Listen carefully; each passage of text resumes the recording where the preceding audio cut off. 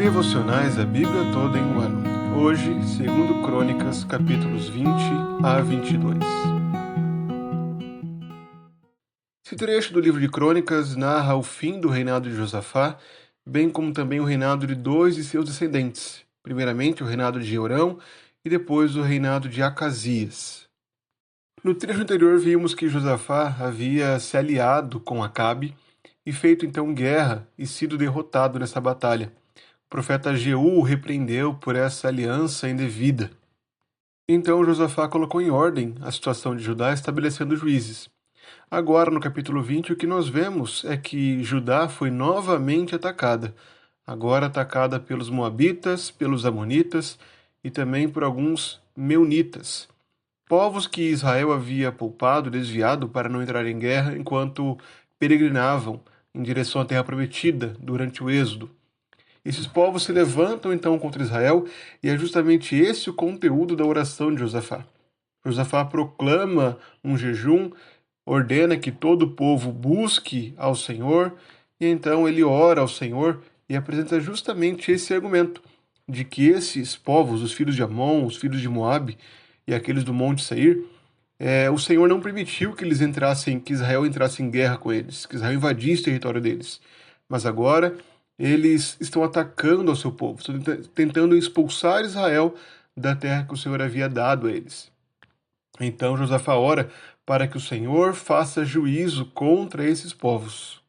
E o Senhor responde a essa oração. O Senhor graciosamente luta pelo seu povo, faz com que os amonitas e moabitas lutem contra o povo de Seir, contra os meunitas, e depois lutem uns contra os outros. E quando Judá se posiciona para observar o campo de batalha, encontra apenas cadáveres e muitas riquezas que foram dadas de forma graciosa a Judá. Porém, no fim de seu reinado, Josafá volta a cometer o mesmo pecado de antes. Ele acaba fazendo uma associação novamente, se alia com o rei de Israel, com Acasias.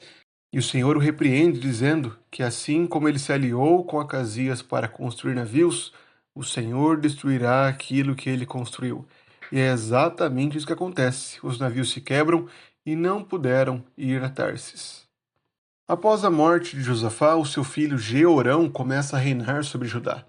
O relato sobre Jeorão no livro de Reis é bem curto, porém ele se estende bastante, é bem detalhado aqui pelo cronista. Mas o grande foco do cronista aqui é justamente mostrar as questões teológicas do reinado de Jeorão. Jeorão foi um rei que desagradou ao Senhor.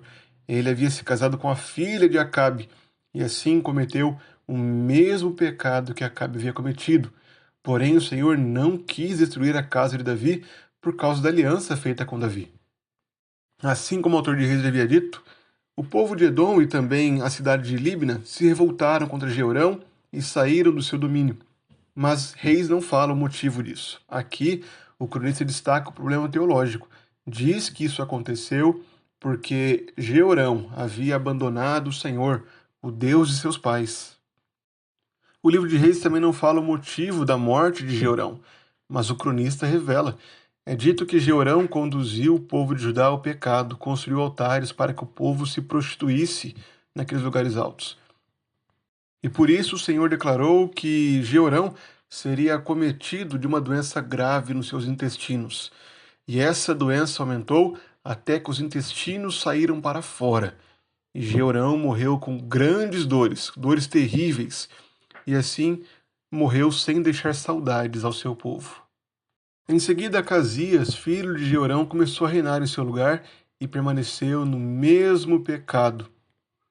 Isso aconteceu porque a sua mãe, Atalia, a filha de Acabe, o incentivava a cometer iniquidades.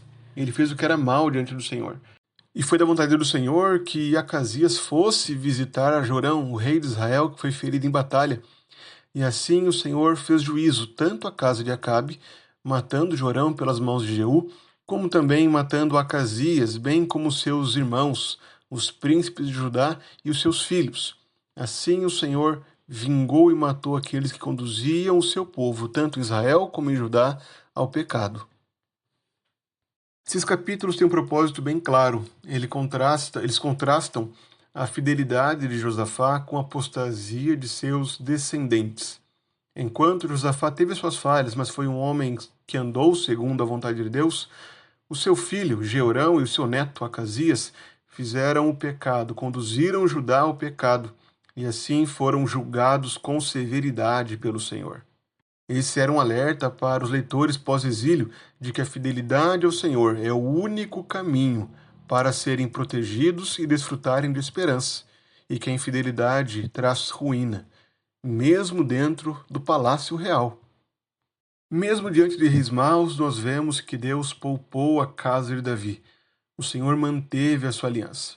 E é por conta da fidelidade de Deus à sua aliança que nós podemos ter a esperança, pois foi por meio dessa fidelidade que o Senhor nos enviou Jesus Cristo, o descendente de Davi, o Rei eterno, que nos salvou do nosso pecado e que agora nos conduz com mão poderosa. Ele é o Rei que nos guia e defende, o Rei que cumpre a vontade de Deus.